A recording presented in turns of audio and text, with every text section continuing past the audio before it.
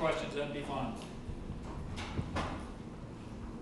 So we'll eliminate personal and corporate income tax. And the way we'll fund the general education is through the sales tax.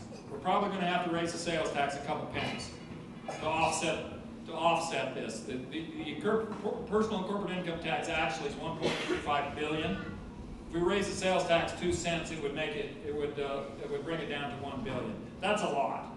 Okay, so we'll have a 8 cents sales tax, and you can read more on the back of those white papers out there. You can take it home and study it.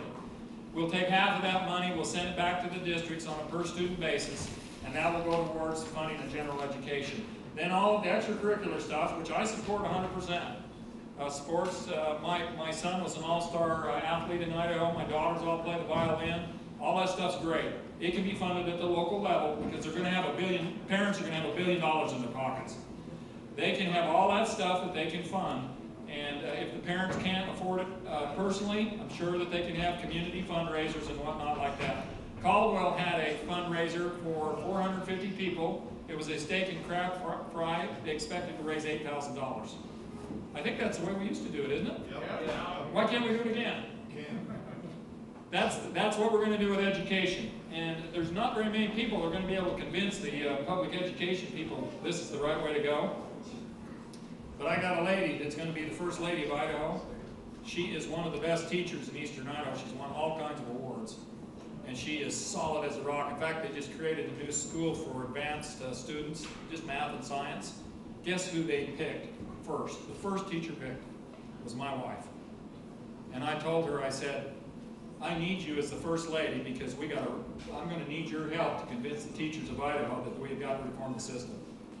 I have a bachelor's, a master's, and a doctorate.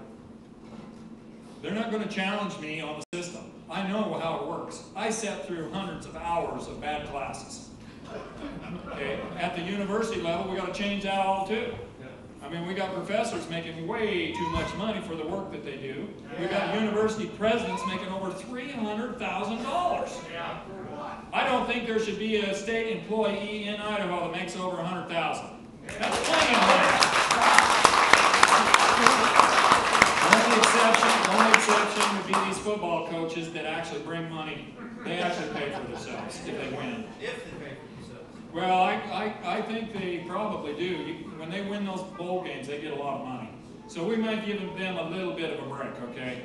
But and if they're not winning, then they're out of here. Oh yeah, this is Moscow. The Vandals. Hey, I thought the Vandals had a good team this year. And I'll tell you what, I like that coach. He's a tough sucker. I want to make him a politician when he retires. Say, Coach, I could sure use some help down in Boise. You're my kind of guy. Now, we're gonna start from the top and go clear through this whole thing, and we're going to reform Idaho. The health and welfare system's out of control. The Department of Corrections is upside down. Idaho Fish and Game. My personal favorite. This is going to be sweet. I'll bet you every fish and game officer in the state's going to be on their knees praying Rex Rammell doesn't get elected on May 25th. That's one of my supporters.